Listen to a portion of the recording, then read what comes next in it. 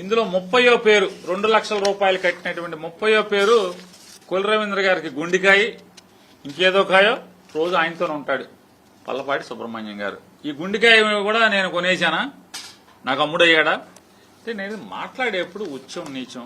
సరే నానిగాడు ఇట్లా చేస్తాడా చేయడా, కనీసం జ్ఞానం ఉండాలి కదా. పార్లమెంట్ దాకా వెళ్తాం ఢిల్లీకి, ఎంతసేపు రియల్ ఎస్టేట్ బ్రోకర్ లాగా మాట్లాడితే ఎట్లాగా. చోటు మారినప్పుడు మనం కూర్చునే కుర్చీ మారినప్పుడు ఆలోచన కూడా మార్చుకోవాలి. అంతేగాని ఏదో హైదరాబాద్ లో రియల్ ఎస్టేట్ బ్రోకరేజ్ చేసి మాట్లాడినట్టు అక్కడ మాట్లాడినట్టు రాజకీయాల్లో ఒక ఎంపీ కుర్చీలో కూర్చుని, అందులో బెజవాడ ఎంపీ కుర్చీలో కూర్చుని ఎంతమంది గొప్పవాళ్ళు పనిచేశారు.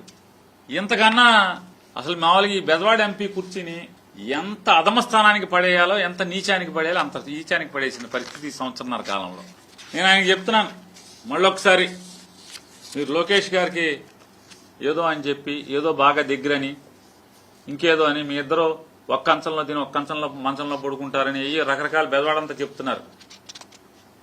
అందుకే మీకు ఆంధ్ర క్రికెట్ అసోసియేషన్ అని, ఎందుకంటే మీరు బాగా క్రికెట్ ఆడతారు కదా, గొప్పగా మీరు భారతదేశం తరఫున ప్రపంచ కప్పులు కొట్టుకొచ్చారు, చాలా కొట్టుకొచ్చారు కదా. అందుకని మీరు ఇప్పుడు ఆంధ్ర క్రికెట్ అసోసియేషన్ కి అధ్యక్షుడిగా అయ్యారు కదా. మీరు బాగా క్రికెట్ నేర్పరని చెప్పని గార్డులు గ్లౌస్ ఏమీ లేకుండానే సిక్స్లు కొడతారు కదా మీరు.